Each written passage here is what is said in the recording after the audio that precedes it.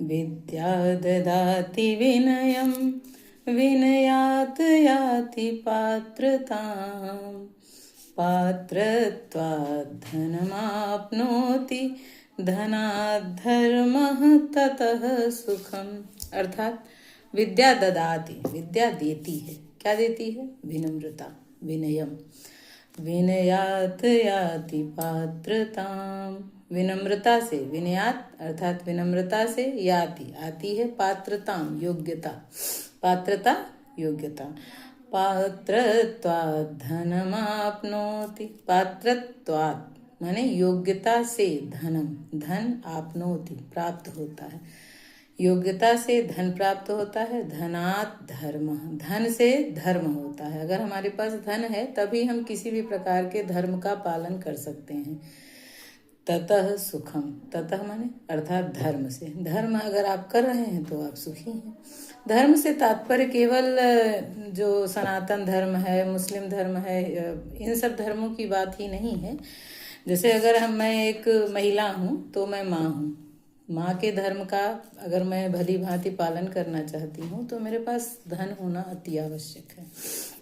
मैं एक पत्नी हूँ तो भी मुझे अपने धर्मों का, अपने कर्तव्यों का पालन करना चाहिए। एक पुत्री का जो धर्म है मुझे उसका पालन करना चाहिए। और किसी भी प्रकार के धर्म के पालन में धन एक महत्वपूर्ण भूमिका निभाता है। इसीलिए हम सबको विद्या का अर्जन अति आवश्यक है। विद्या के ही अर्जन से हमें सभी चीजें, हर प्रकार के सुख मिलते हैं। जैसे कि सीढ़ी की तरह हुई कि विद्या ददाति विनयम, विद्या विनम्रता देती है, विनम्रता से ही धन आता है। धन विद्या ददाति विनयम विनयाति याति। अगर आप विनम्र नहीं है तो आपके अंदर योग्यता भी नहीं होगी। विनम्रता से ही, जो व्यक्ति विनम्र होता है उसे ही कोई कुछ सिखा भी सकता है। गुरु भी अपने शिष्य को चाहता है कि वो विनम्र हो, अपने गुरु की सभी बातों को माने। तो विनम्रता से ही योग्य पात्रता आती, योग्यता। और अगर आप योग्य होंगे तभी आप धन प्राप्त कर पाए। पात्रत्वात् धनम, योग्यता से ही आप धन प्राप्त कर सकते हैं।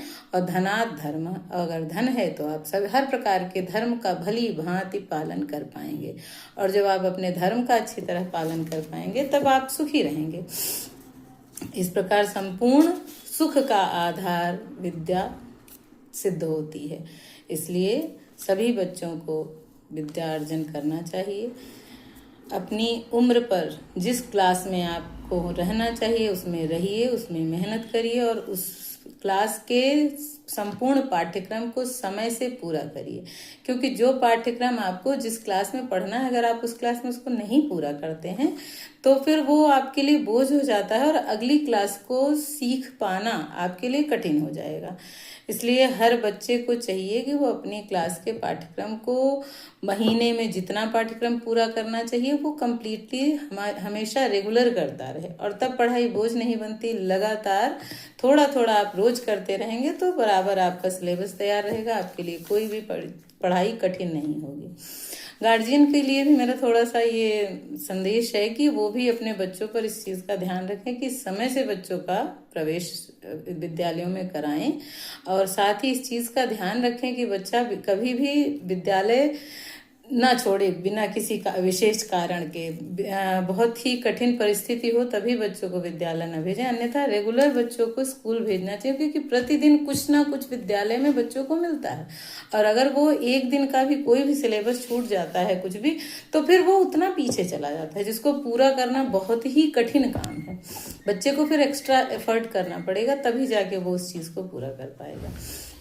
इसलिए विद्या के महत्व को आप सभी ध्यान दें ताकि हमारा देश विकसित हो। हम विकसित होंगे तभी देश विकसित होगा, और इसका महत्वपूर्ण कारण विद्या है। धन्यवाद। धन्यवाद। शुभम भवतु।